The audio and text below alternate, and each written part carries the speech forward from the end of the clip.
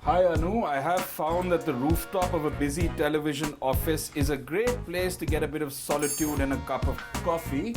However, there is something quite meaningful on Mojato this week that Rahul wants to talk about. Northeast. Want to have a chat with him to sort of find out more? Hi Rahul. Hey Charles, how are you, man? Hi.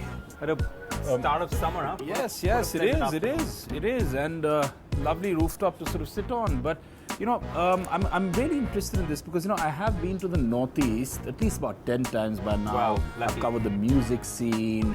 I've written in the cabs where they play hip hop and Led Zeppelin, and I'm really sort of interested in this body of work that you're talking about this time. Let me start with, have you heard of Samar Singh Jodha? Yes, I have heard of Samar. Of course, I've seen him as well. But what is this? What is this work about on Mojato this time? Mojato, the curation that he has, is called the Penang.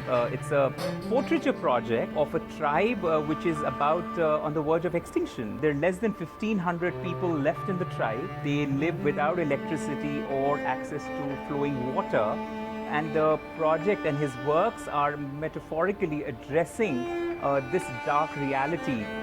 If you see the portraits that he has with absolutely black and dark background, it's really bringing forward this big concern and issue. That's sort of Samar's work, One of the Body. Do you think messages like this sort of do come out and sort of absolutely. influence people? Absolutely. Art is not just entertainment and beauty. Art's true meaning and purpose is actually to communicate. And for someone like Samar, who's trying to really critically address an issue that he feels for a social issue, well, then that's what he's trying to communicate with it. There is another cause also that he's sort of... Absolutely. And coincidence is that it's again to do with the Northeast. It's about the habitat of the coal miners of the region. They're using is discarded metal containers, and they use that to build their homes.